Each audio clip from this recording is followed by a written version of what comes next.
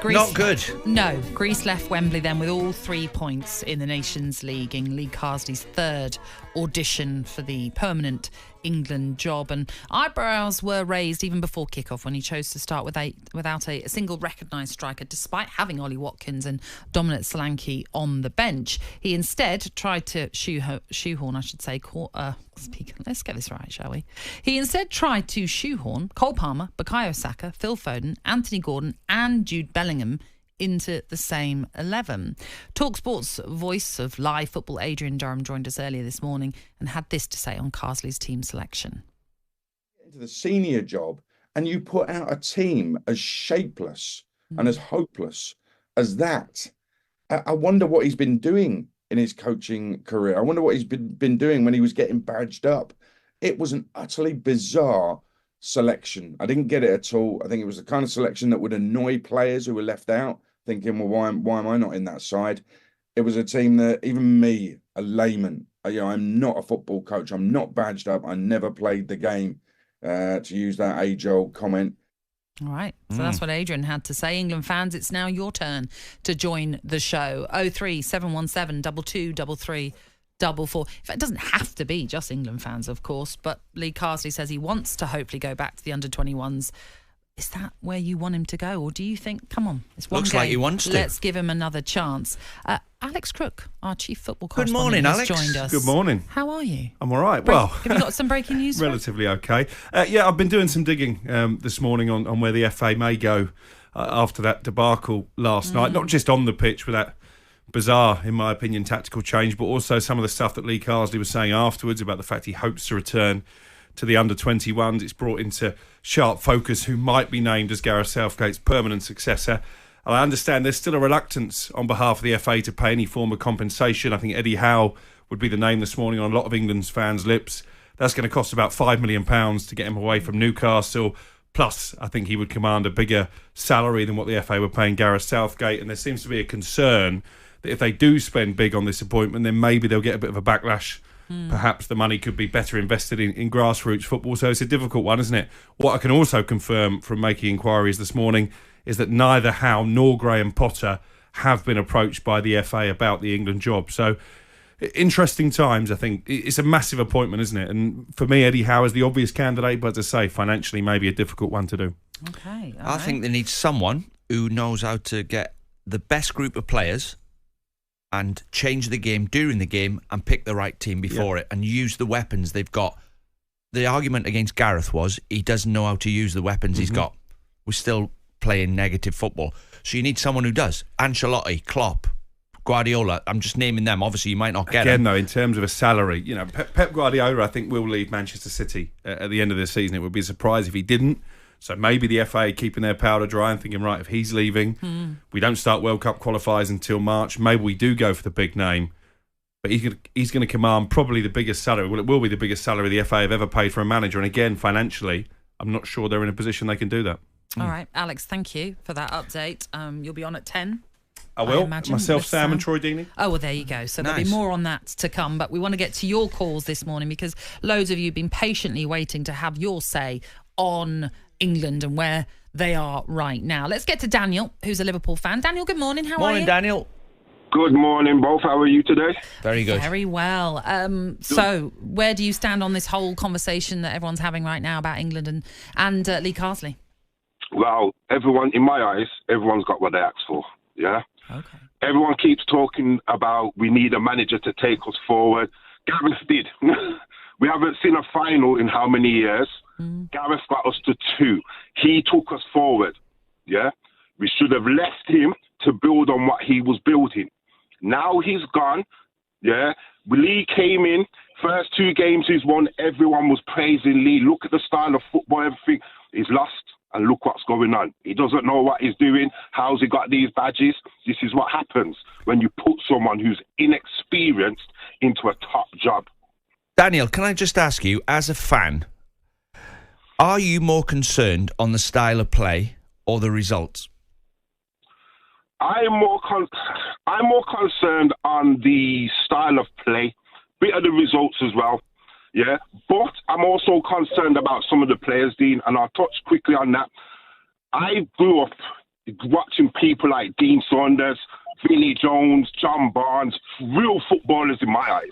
Yeah, we have some of these lads sitting down doing interviews.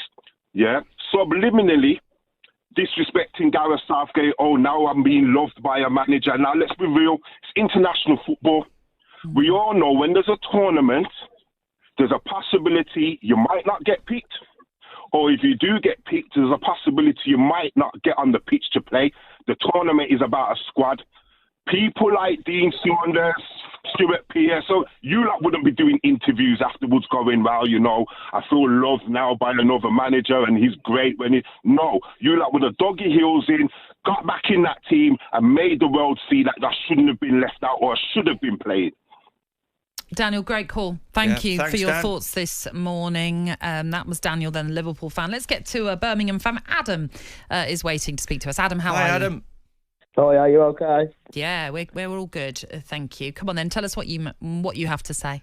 Well, what I'd say is if I was Oli Watkins or Dominic Solanke, I would have got a taxi home last night. Like, honestly, to be left out of a squad, like, with no striker. I was watching Foden play at the top and Palmer coming in with him. They didn't know who to pass to, so they was trying to find a striker. Like, how disrespectful is that for one?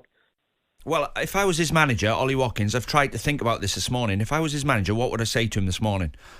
I would just, instead of saying... Are you talking about Lee Carsley or Unai Emery? No, if I was Unai Emery, Right, okay. and I was speaking to Oli after what's just happened, because there's two roads he can go down. He can either just chuck the towel in and say, right, that is it. If I'm not playing now, I'll never play.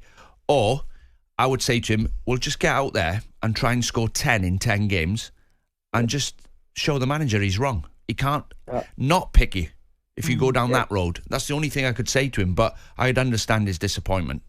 Yeah, we all know if Harry Kane's fit, he's playing, he's starting. Yeah. But Kane, he can do 60, 70 minutes before he's tired and he's not tracking back with the rest of the team. And that, if that was me, I'd keep Oli Watkins in the squad, even switching, rotating him, making him start. You never know.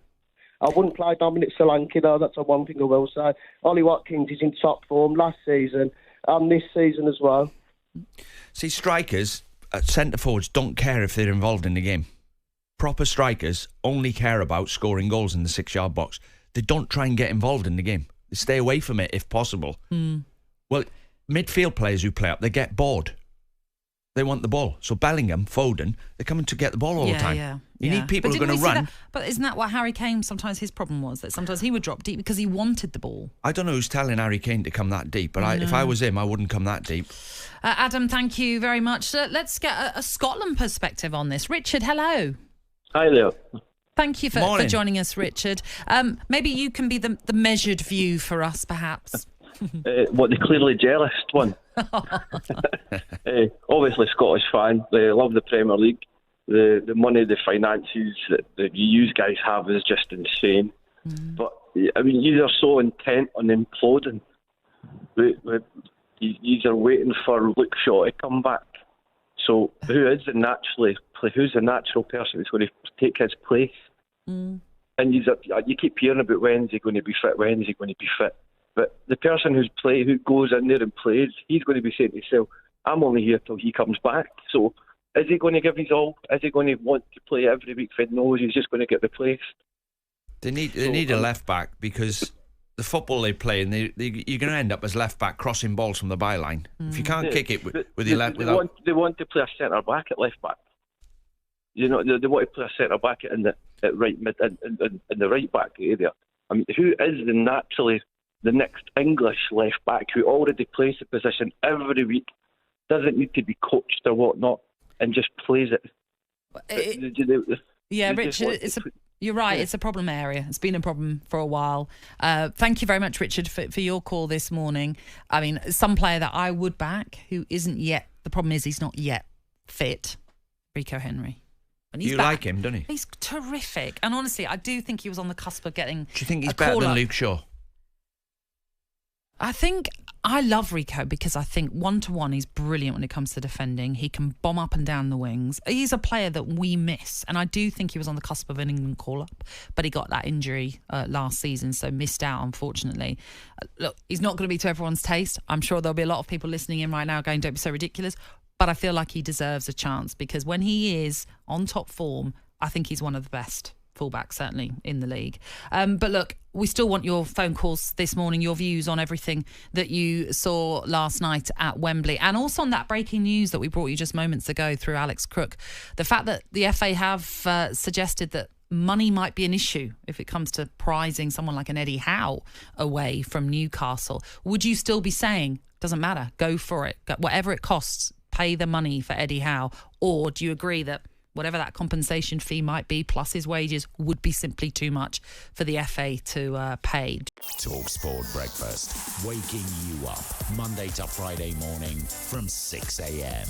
on AM, on DAB, via the talkSPORT app and on your smart speaker. talkSPORT.